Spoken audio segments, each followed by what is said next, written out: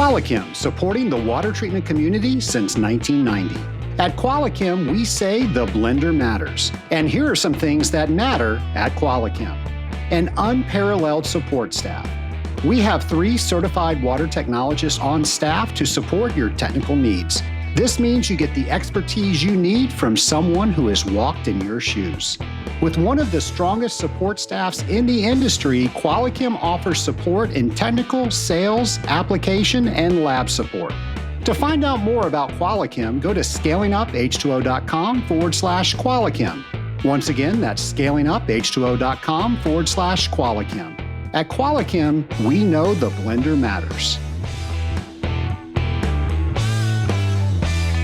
Welcome to the Scaling Up H2O podcast. This is a special Association of Water Technologies conference edition because we are here at the AWT in Louisville, Kentucky. And Nation, I want to thank so many people for coming up this week and introducing themselves to me. It is my favorite part of being at this conference, meeting so many people here at the AWT. Of course, this is the very last day. We are wrapping things up.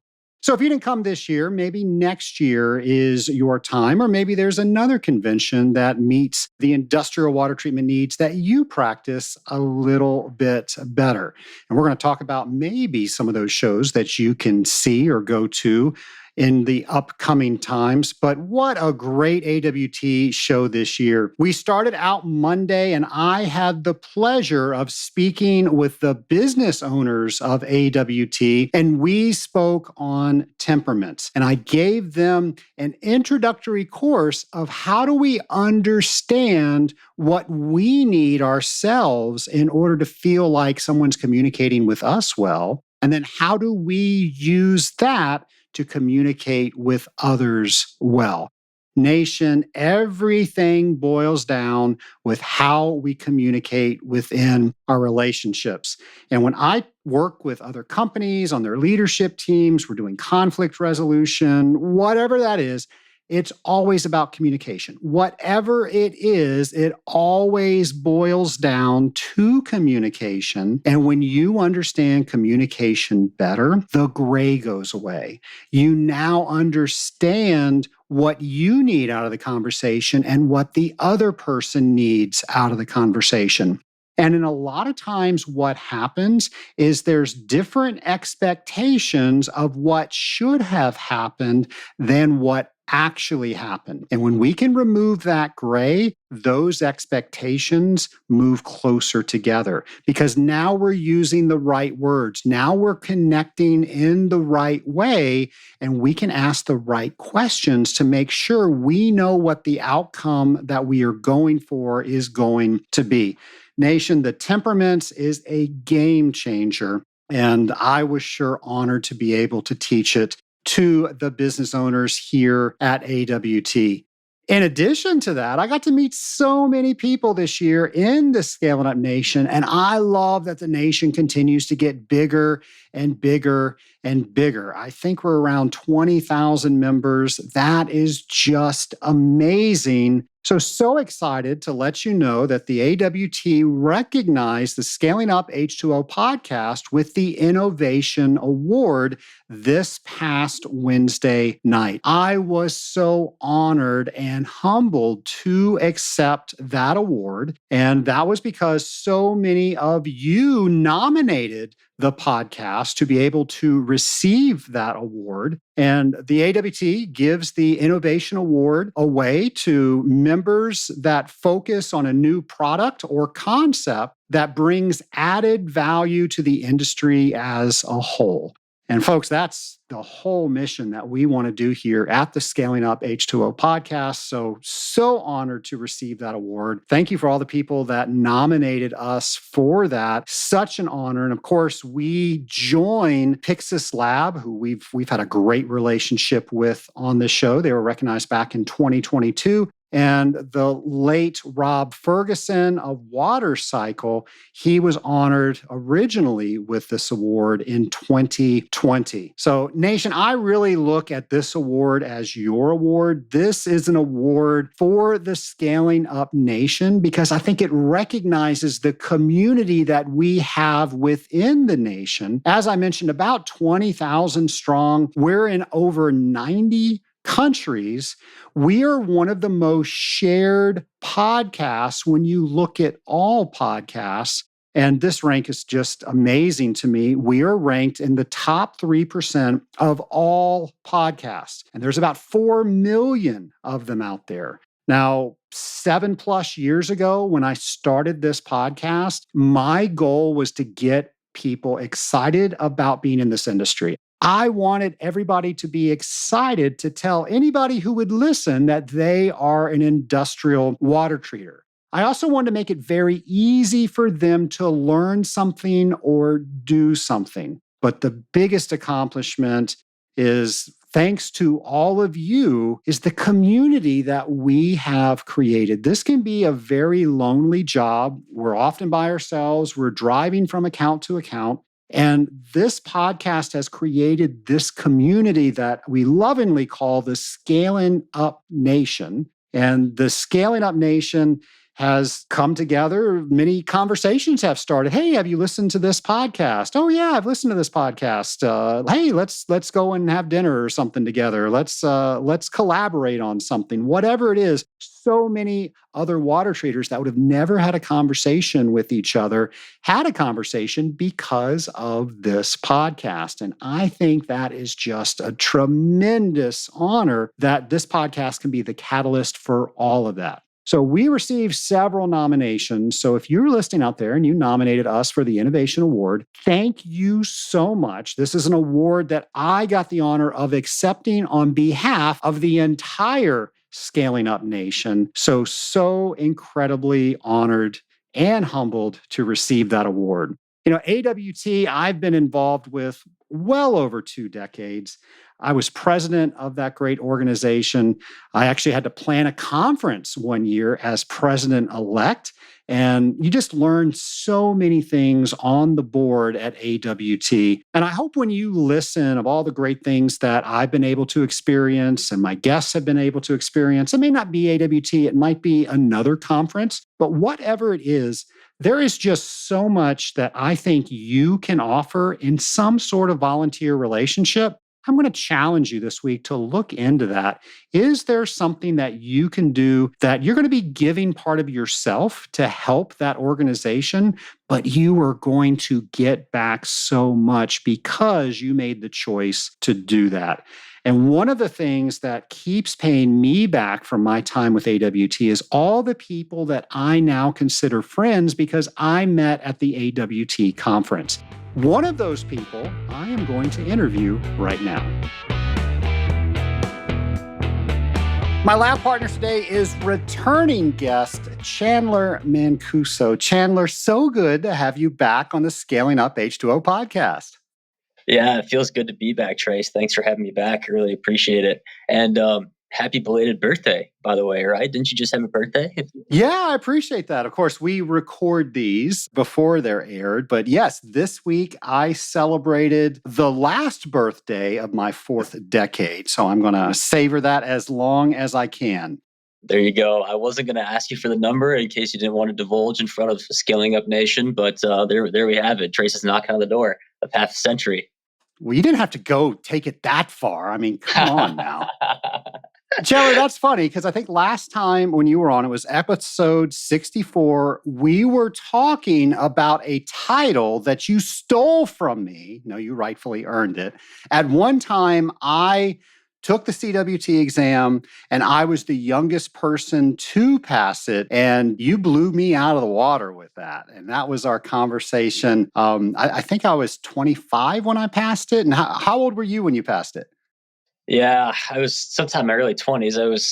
That podcast was back in 2018. So yeah, I was definitely in my early 20s at the time. So yeah, it's also crazy to believe that it's been almost 6 years since I've been on the podcast. It's even crazier to think. So yeah, that's unreal. The crazy thing is the podcast has been around that long and people still listen to us. That just amazes me. Yeah, absolutely. I mean, it must mean that you're doing a good job of providing great content and keeping people interested. So certainly, I'm one of those dedicated listeners. So yeah, thanks for continuing to put it on as long as you have. I appreciate that. It has really become the thing that I look forward to most in my week. And before the podcast, I haven't had no idea how to do a podcast, and now I look forward to it. So it's funny. You might discover something later in life. You just mentioned the age that I am, and the podcast, I believe, is 7 years old. So who knew that was even out there when I was passing my CWT exam? And you just never know what you're going to find. Yeah, exactly. Chandler, you have been up to a lot since you were on the podcast back in 2018. Key us in on all the adventures of Chandler Mancuso since that time. Yeah, it's been a fun journey through industrial wastewater treatment, or that's at least what my career has mostly been focused on is industrial wastewater treatment. And yeah, I made some moves over the past number of years, kind of tried some different things with my career, but most recently MacDermid. I started with MacDermid last January, and just very recently assumed the position of global technical director. So it's going to be an exciting challenge. I think for me, it's going to allow me to kind of do some different things and try some different things. And I'm excited for the opportunity. And as you know, Trace, I've always kind of aspired to have a bit of an international career, and so hopefully this job affords me the opportunity to do that as well. It's so exciting. I'm so happy for you that you've had all these opportunities and you have excelled at every single one of them. Yeah, no, I appreciate it. Thanks to you for all the support, of course, and of course to everybody else who certainly supported me throughout my career. And yeah, I'm super excited about what the journey's been like so far, and also really motivated about what's to come. So I'm looking forward to it. Chandler, speaking of support, I want to thank you in front of the entire Scaling Up Nation. When I wrote my CWT practice exam, you were my guinea pig. I sent work to you and you said, I like this question, or maybe it's a little bit vague, or there's a couple ways to work that out. And you and I did a lot of collaboration with that. And I just want to thank you for that because you got me further faster than I would have ever been on my own. Yeah, absolutely. I enjoyed doing it. I'm happy to help. Certainly, you've helped me in a lot of instances in my career and what I've been up to as well. So I was happy to return the favor, and plus you were making me shake the rust off of my boiler cooling skills. I don't exercise very often, so yeah, it was a good exercise all around. Well, last year you did a presentation for the Association of Water Technologies, and that's what we're going to be talking about today. Before we get there, I am a huge advocate for people to find the right trade organization for them and volunteer in it, whether that's joining a committee or presenting a paper or anything else that you can find. You're going to meet people. People are going to see you giving to that organization. They're going to want to give back in return, and it just multiplies the entire experience. So I'm curious. Obviously, the Association of Water Technologies is one that's near and dear to your heart as well. What are some other associations that we should be familiar with? Yeah, my number one recommendation is WEF, the Water Environment Federation. It's an organization I've certainly been getting more involved in recent years, and of course, there's a little bit of bias here, given my career has been so focused on wastewater treatment. But I do believe that is really the premier organization for wastewater treatment, and so I think it's a fantastic opportunity for some folks within AWT to gain some additional exposure with the different areas of wastewater treatment through that organization. So I think that one's certainly worth taking a look at, as well as potentially participating in WEFTech, which is their annual conference every fall. It's usually very close in time frame to AWT. And there's tons and tons of people that go. Thousands of people are there. It's a huge conference. And I always gain a lot from it while I'm there. So definitely my recommendation, and definitely worth taking a look at, especially for those who deal with wastewater.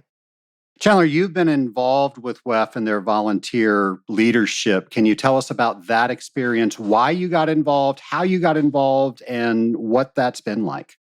Yeah, a lot of my volunteer efforts have been focused around the young professional side of things. They actually have a event every year called the YP Summit. It's actually a joint event between WEF and AWWA, and it's a really fantastic opportunity for professional development and for networking among young professionals. I went to it my first time, I believe, in 2022. And I just absolutely loved it. And I thought to myself, this is something that I really need to get more involved with and something that I really want to participate in, especially while I still fit the definition of young professional. That's not something that lasts forever. So I figured while I'm still young enough to satisfy that criteria, I should really get involved and do the best I can to support all of their efforts for young professionals. Awesome. We'll make sure to have links to everything that you mentioned on our show notes page. Because as you know, most people are driving as they listen to this podcast. We don't want to get any wrecks while we're out there. 10 and 2 people. Actually, I found out recently 9 and 3 are what they're teaching. So, whatever hand position you're using, make sure they stay on the wheel and you stay safe. Chandler, let's talk about your presentation. So I'm going to read the title, The Importance of Segregating Wastewater Streams in Heavy Metals Removal Applications. That is a sexy title, my friend. Why did you feel the AWT needed to know more about this particular topic? Yeah, well, thanks, Trace. I thought of it myself, so I appreciate it. But but yeah, I think there are two reasons as to why I wanted to present this particular topic at AWT. One is just from a safety perspective. There's no doubt that heavy metal waste streams, in particular, they come with significant amount of occupational risks, and I just found it as an opportunity to be able to more or less describe some of the occupational hazards that you might run into and how to go about treating and handling this wastewater safely. I think that's the number one priority in every element of water treatment, and certainly this is no exception. But also from a technical perspective, I feel like when us as wastewater professionals, when we look at wastewater, we approach a wastewater problem, so much of our approach to solving problems is visual. And so I think a lot of times we just want to immediately grab a sample, start working with it, start testing it, start figuring out how it's behaving and responding to certain situations.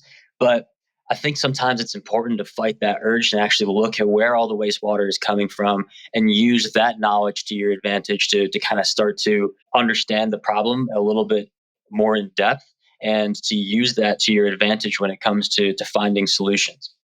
Chandler, so everybody can follow along, and we've got members that probably just found this podcast on their second day as an industrial water treater to people that have been doing water treatment for 50 plus years. So we can all follow along. Can you paint a picture on what we're talking about? When we talk about the wastewater stream, what exactly is that? Yeah, it's a good point, Trace, because I think in this instance, we're actually not talking a whole lot about the actual treatment process itself, right? Like what we're actually talking about is all the wastewater, all the sources that it's coming from, all the different places in which it can be generated, and how to manage all those various sources before they even get to the treatment stages of the wastewater system. So we're actually kind of talking more about the strategy associated with how to manage all of your various waste streams before you even start the treatment process. So it definitely is a little bit of a different dynamic than a lot of the other things and times that we talk about wastewater, where we're actually talking about the different technical elements of the treatment process. This is much more looking upstream and the strategy associated with that. And you directly called out heavy metals. What are the players that we're talking about there, and what do we need to know about them? Yeah, so when we talk about heavy metal waste streams, this is still a very broad category of waste streams coming from a wide variety of industries. Everything from electroplating and metal finishing, mining, even landfill leachate and centralized waste facilities. So we can be talking about still a very broad category of wastewater streams that we can be dealing with. And there are, of course, a number of different heavy metals that we work with in these occasions: zinc, nickel, copper, chrome.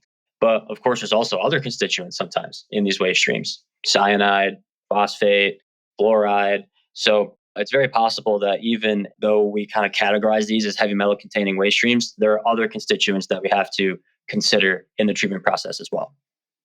So obviously, Chandler, keeping the equipment as good as it can be so it can continue doing the processes that the customer has paid for it to do is of a concern. But we also need to keep all of the workers safe, including ourselves. So, with the knowledge that we have so far, how do we apply that towards health and safety of equipment and people?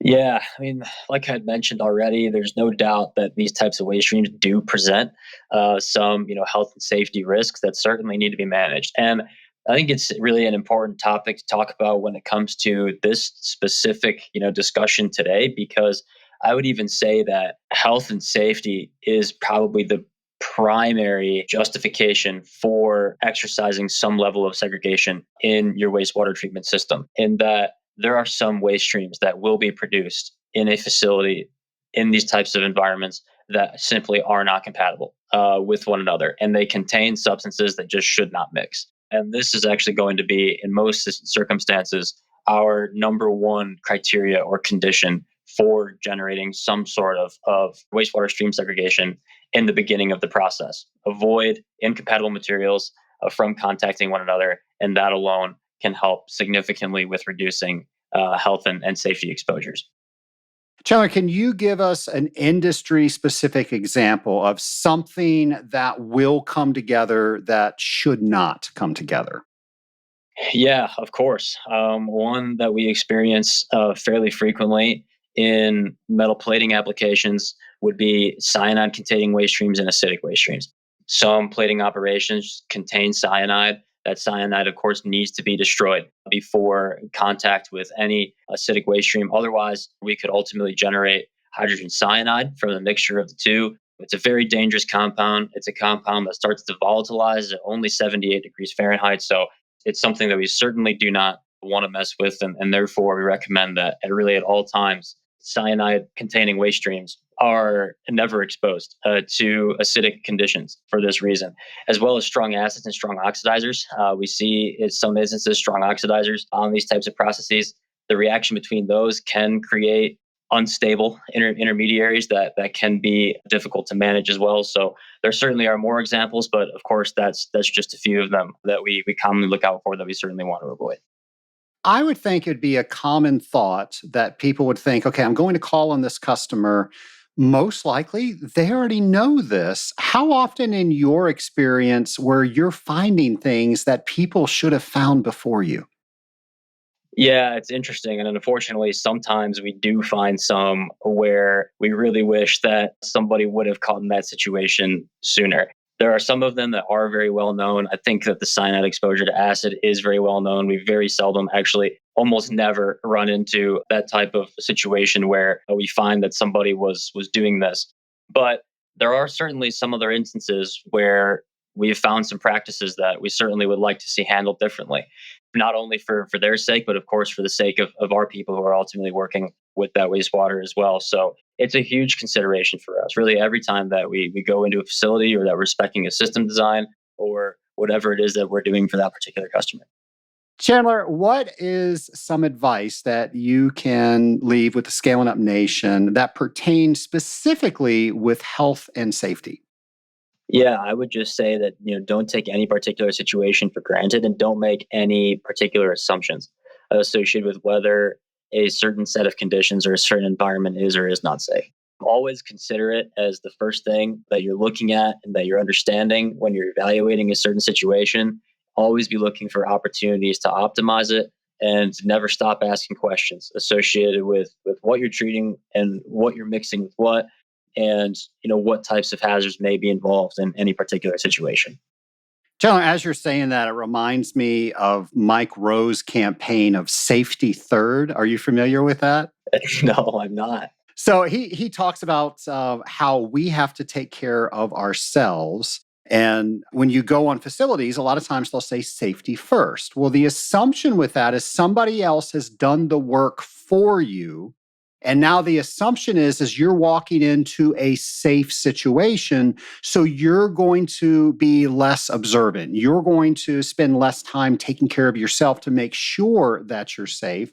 And I'm trying to remember what the first two safeties are. I think one is making sure you are taking care of yourself. Two is making sure you understand your surroundings. And then three is understanding all the protocols that they put in place. And it sounds like that's what you're trying to say. Assume that people did a good job, but verify for yourself. Make sure you're always going to be safe. Put the safety of others in front of other things, and then go out and verify.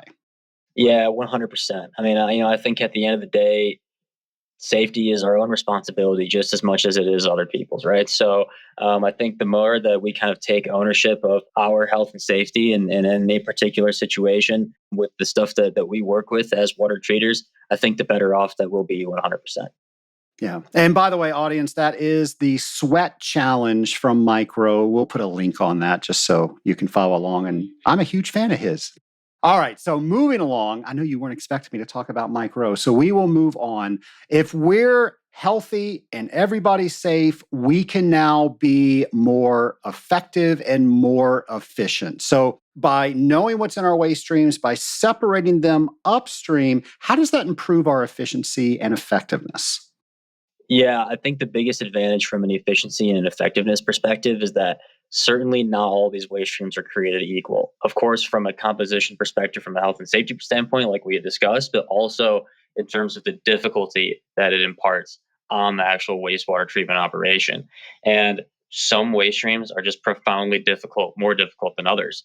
And so managing those appropriately can go a very long way in terms of making your life significantly easier by the time that you're actually treating all of that wastewater through your wastewater treatment system. And certainly sometimes mixing more challenging waste streams with easier waste streams before any treatment or in the wrong way or at the wrong time can even make seemingly easy waste streams much more difficult to treat as well. So I think when it comes to the strategy associated with segregating your waste streams, this is also a very important parameter, which is the difficulty of the waste stream and how to manage that effectively. Can you give us an example where you did this very thing? Yeah, certainly our company is significantly involved in the surface finishing and metal finishing industry and space. And we see a number of different waste streams that can be particularly challenging. Electroless nickel, alkaline zinc nickel wastes, trivalent chrome wastes. These can impart pretty significant difficulty on the wastewater stream once mixed in. So we've developed some protocols for these types of in-treatment programs, for these types of waste that are particularly challenging. We almost always segregate them from the wastewater treatment process first, and very often run them through some sort of pre-treatment program before mixing them with the remainder of the waste stream, so that we can properly handle those difficult waste streams and make it so that we're not making our lives easier for the rest of the waste stream in which we're treating. And there's certainly a bunch of different kind of options and strategies that you can take to manage these different types of waste streams. But the most important thing is that you achieve that segregation first. Because if you have that segregation in place, now you have the flexibility to be able to employ a bunch of different pre-treatment and bleed-in strategies that allow you to be able to manage that waste effectively. If you don't have that segregation, you don't have those options available to you. So at least by segregating it, you've now liberated all of those opportunities to be able to manage that waste more effectively.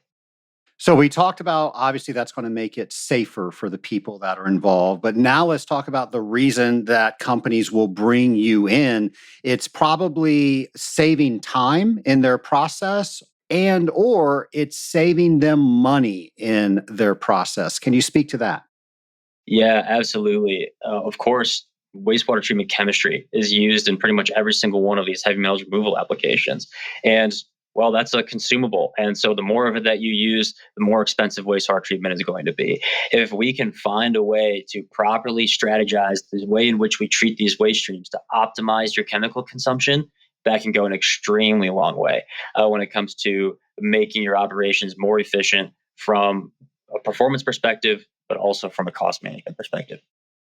Chandler, it's always interesting to hear how people have processes when they're doing testing to figure out what works, what doesn't work. I'm kind of curious, what's your process that you go through?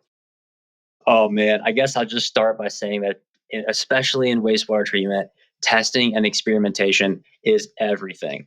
And really, I think if you want us to take wastewater treatment to the next level and really find unique solutions for your customers, getting very good at experimenting, creating an experimental design in your jar testing, and then being creative in terms of understanding what levers that you can pull to help improve your situation will pay significant dividends. So, I guess as far as the way that I approach it is that I try to understand all those variables first.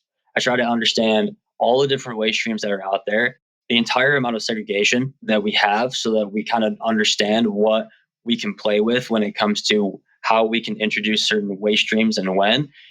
And then I create a baseline. So, what does their situation look like right now, and where are the opportunities for improvement?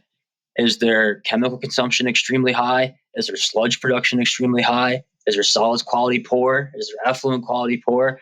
And then start thinking to myself, okay, now you know what variables and what tools that you have at your disposal to be able to try and find that solution. And you kind of know where the problems lie. So, how can you kind of combine those in an experimental design to start understanding what you might be able to do to improve that particular situation?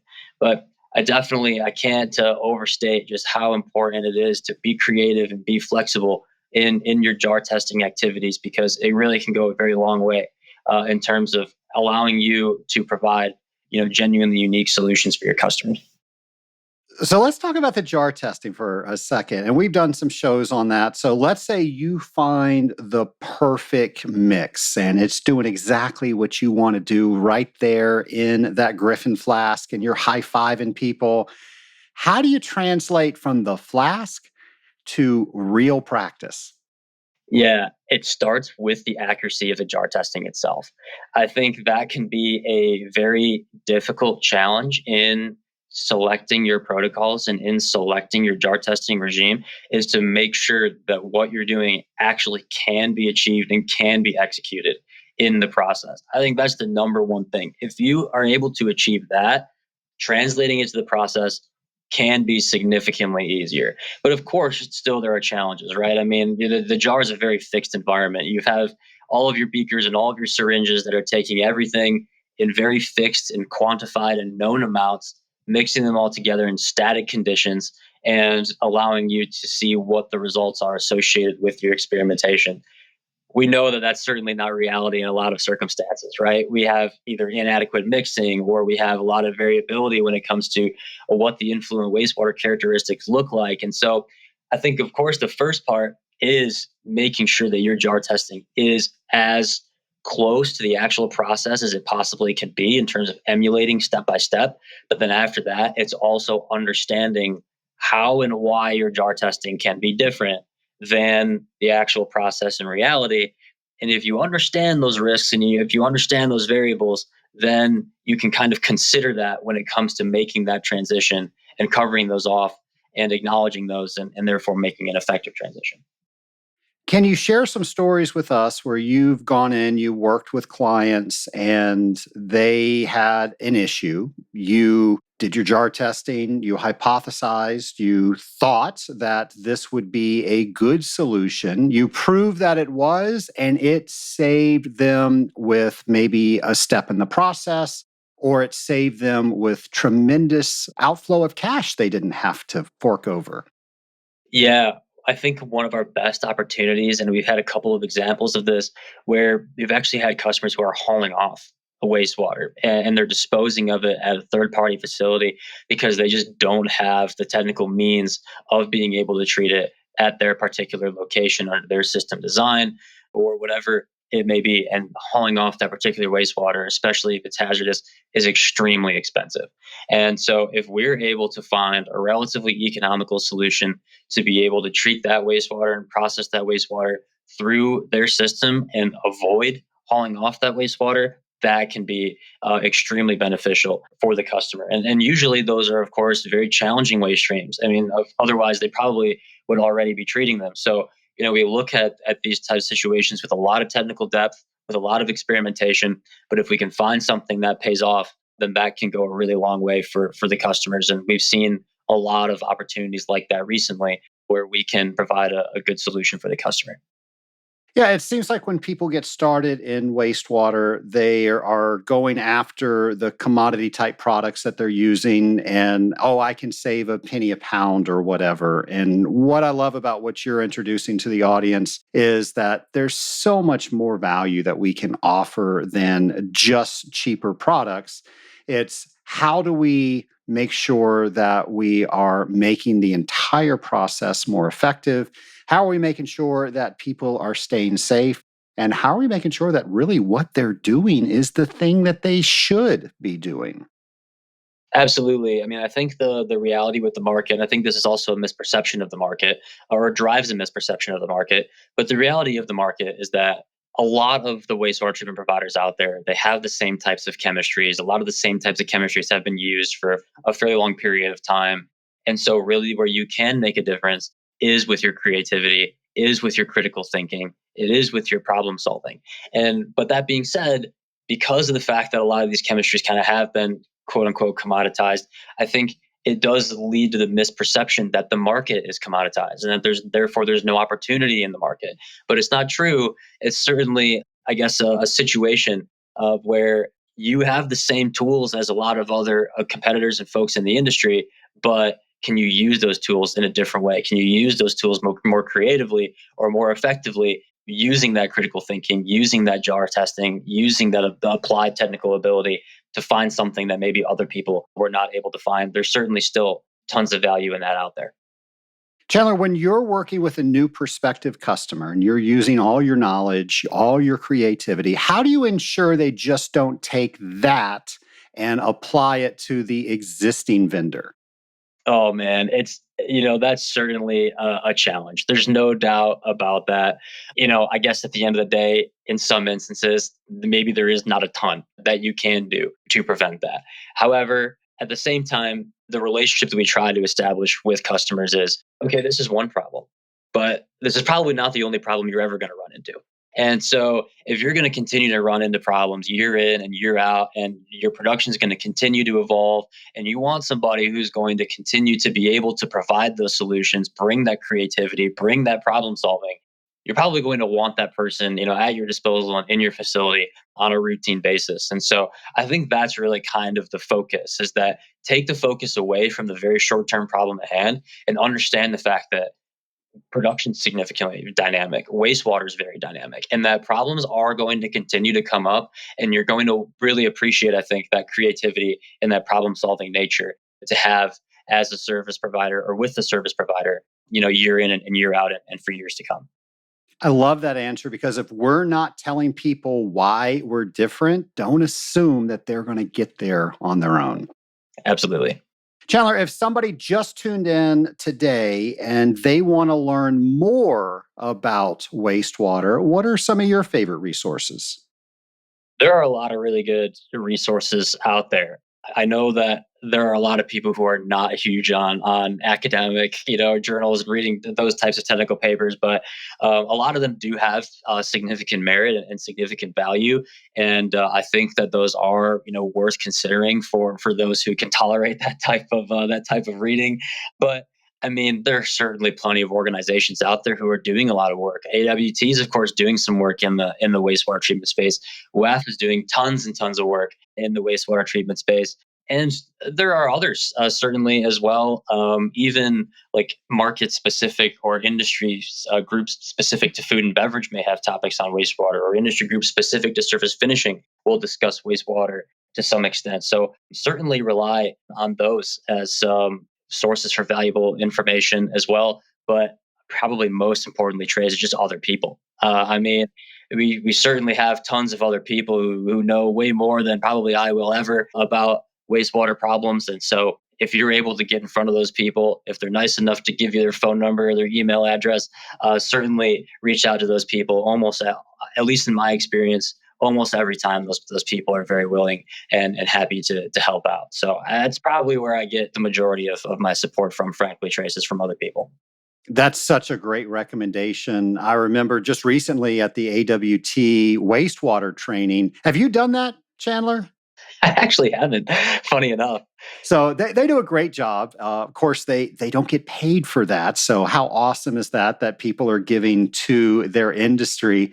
And they'll actually go around the hotel that they're in and they'll make their own wastewater. They'll grab salad dressing and ketchup or dirt outside from the garden or whatever, make their entire wastewater. And then everybody tries to, they get into groups and they try to break it. And I remember one guy was giving advice and the other guy was brand new. One of the teachers was giving advice and he just knew this stuff because he's seen it. He's been doing it from so many years. And you're not going to get that from a book. You're going to get that from talking with people. So I love that you gave that answer. Chandler, you now have the ability to make sure that you can underscore any point that you want to the Scaling Up Nation. What is that one point you want to make? I'm going to cheat a little bit. I'm going to make two. And it's one, be safe. And it's two, be creative. I think that's part of the reason why I've gravitated toward wastewater so much is just because, frankly, my mechanical aptitude is terrible, which you need some of it when it comes to boiler cooling applications. I'm not lost on that. And it just certainly didn't really fit into my wheelhouse. But with wastewater, I just feel like there's such a unique opportunity to really be creative and really be adventurous with the way in which you're approaching problems. And I think the more creative that you can be and the more problem solving skills that you can leverage, the more successful that you'll be in wastewater treatment. Love it. And I will allow 2 points. Those were good points. Thank you for the flexibility. Chandler, you came back in 2018 and you answered our first round of lightning round questions. You did very well, so you've now made it to round two. Are you prepared for your next challenge? I guess we'll find out. All right, question number one. What are 3 books everyone should read this year? Lately, I have been listening. I do pretty much all of my books via Audible, and I've been listening to a lot of autobiographies or people are just basically telling stories about their lives. And I just feel like I've learned a lot from that. And so I'm going to pick two from that category, which is Friends, Lovers, and the Big Terrible Thing by Matthew Perry. He was extremely vulnerable about his life. He did a great job of telling his story, and he explains addiction in a way that I think everybody should understand. So I think it's a really insightful book. The next one is Green Lights by Matthew McConaughey. He narrates it himself. And so for those of you who listen to your books, he does a fantastic job. He makes it so entertaining. And it was his approach and his execution, I think, that really made that book as special as it was, because he kind of blended an autobiography and a professional development book together. And he just very seamlessly put little anecdotes and notes into his book, and he just absolutely crushed the execution. So that one's definitely a recommendation. But I'll deviate from that for my last topic, which is How Champions Think by Bob Rotella. He is a sports psychologist and he's worked with primarily professional golfers, but some other athletes in other sports as well. And he just does a really good job of kind of talking through mental toughness, and all of his, I guess, principles in the book have applicability outside of sports, in business and in life, and how to handle nerves and how to manage difficult situations. He just did a really fantastic job of giving you really practical advice associated with, how to navigate your own thoughts. I think every water treater should have a subscription to Audible because it just lends itself to how we work. Chandler, I'm going to go off script for a second because I know a little bit about you. And I know that you personally challenge yourself to increase your mind and also your physical stamina. So I'm kind of curious, what is your routine to make sure you're hitting on those things? It's consistency, really more than anything else. As you like you said, I'm a huge fitness enthusiast, and basically to me, it's all about priority and consistency. And I travel a lot. And of course, some workouts and some days are not nearly as good as I had hoped, but it's certainly better than nothing. And so whenever I'm going on the road, whenever I know that I'm getting very busy and that times are getting a little bit difficult and it's difficult to fit these types of things in, it just comes down to planning and prioritization and making sure that I'm finding, even if it's just a little bit of time, to get my fitness routine in, as well as getting some time into listening to books, whether that's while I'm walking through the airport, whether that's while I'm doing my exercising. It can be in some unique places for sure, but it's just all about finding a way and finding a way to do it day in and day out. Chandler, why should someone work in our industry? Well, I'll give you the reason why I work in our industry, and it's because I'm huge on environmental sustainability, and I really feel like this industry allows you to very kind of tangibly make a difference in that space. I think whether you're in wastewater, whether you're in boiler cooling, I think you can look back and you can ask yourself, like, all of my work, how much energy has that saved? How much water has that saved? How many pollutants have I prevented from making it into our waterways? How much chemistry have I saved by optimizing a certain program, which of course saves resources and saves energy? I think that we could look back, and if you really wanted to, you could potentially even quantify that, right? And so I think we can look back at our careers and say we did something in this space, and we made a difference in that regard, and we have the receipts, right? We have the proof that we did it, and so I think that's a really interesting and a really powerful part of what we do, at least for those who kind of have that same compulsion that I have. What conferences might we see you at this year? Yeah, I have kind of my core four really that I have been going to year in and year out. And of course, it's AWT. I've been there every year since 2017, I think, barring COVID. WEF which I've been to every year now since I think 2021. The WEF and AWWA Young Professional Summit, which I've been to since 2022. And since we are so involved in the surface finishing space, surfing, which is the show kind of dedicated to this particular industry, which is in early June. So depending on when this episode comes out, it may or may not be a little too late, but I will be there as well. Chandler, not everybody can bend steel as a superpower, but I've seen your arms. You can probably do this. What would you say that your superpower is? Okay, so I have to say, Trace, that I cheated on this one a little bit, and instead of coming up with it myself, I asked some other people what they thought that my superpower was. So I won't share all the results, but I'll share a few of them. The only one that I got more than once was my ability to stay calm and collected in pressurized situations.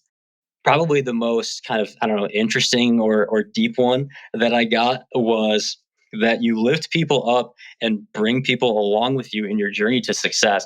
I really hope that one's true because that would be very powerful if it was. And probably the most comical and definitely the most true one is my ability to take naps in a room full of talking people. So if that's not true, Trace, I don't know. I don't know what is. I can nap with the best of them. I am Nat Man. Exactly. Well, that's awesome. I've never had anybody, and I love it. You took a poll and actually read that on air. So kudos for thinking outside the box. Chandler, such a pleasure having you on again. We're probably going to have you on again. We're not going to wait, was it 7 years? Is that how long it's been? It's 6 years? 6 years, yeah. Yeah. So we won't wait that long again. Hopefully, we will see you at some of the conferences that you mentioned. And thanks again for coming on the Scaling Up H2O podcast. Yeah, absolutely. Thanks again for the opportunity, Trace. It's always great talking with you. Always great to be here on the podcast. So certainly appreciate the opportunity to let me come back. Chandler is always a great guest whenever he comes on. And Nation, don't worry. All the resources that Chandler mentioned, we are going to have for you on our show notes page. So don't worry about taking notes during the podcast. Most of us are driving as we're listening. We want to stay safe. We have so many resources for you on our website, and we try to make those as easy to find as possible. This week at the convention, so many people told me that whenever they search something on Google now, scaling up comes up as one of the first searches that Google finds now. That delights me because we put a lot of work into that website. So it's good that it is easy to use for all the Scaling Up Nation members. One of the items that got brought up continuously this week is how easy it is to know what's going on in the industry by going to scalinguph2o.com, going over to the events section, and we've got everything that touches the water world that we know about. And thank you. Several people came up and said, "Hey, I noticed this conference was not on your page. Can you please add it?" So I've got a whole list of that. And thank you for that. That's how the list has gotten so long. You have made us aware of things that we did not know that's going on, and now we can talk about them. So here are a couple things you might want to put on your conference. The Source Water Protection Week is taking place September 24th through 30th. That is put on by the American Water Works Association, and that is all about raising awareness around drinking water sources. So that information is going to be on our events page, as well as IAPMO's annual education and business conference taking place September 19th through 26th in Las Vegas, Nevada. And then we have the American Society of Plumbing Engineers is having their conference October 18th through 23rd in Columbus, Ohio. The California Stormwater Quality Association's annual conference is taking place October 21st through 24th in Sacramento, California. And then finally, and I'm really excited about this one, the Water Artificial Intelligence Conference is taking place in Los Angeles, California, September 18th through 19th, and all about how AI can help solve some of the issues that we are dealing with when we are talking about water. How can we more effectively use the data and the information that we have? Well, there are a few events. We've got so many more on our events page. So by all means, check that out. Put some things on your calendar, and maybe you and I will meet at one of those conferences. Speaking of people that I have met at conferences, and specifically the Association of Water Technology, well, he's no stranger to this podcast. Of course, I'm talking about James McDonald. James and I got to catch up last week. What a great guy. And here's a brand new Drop by Drop with James.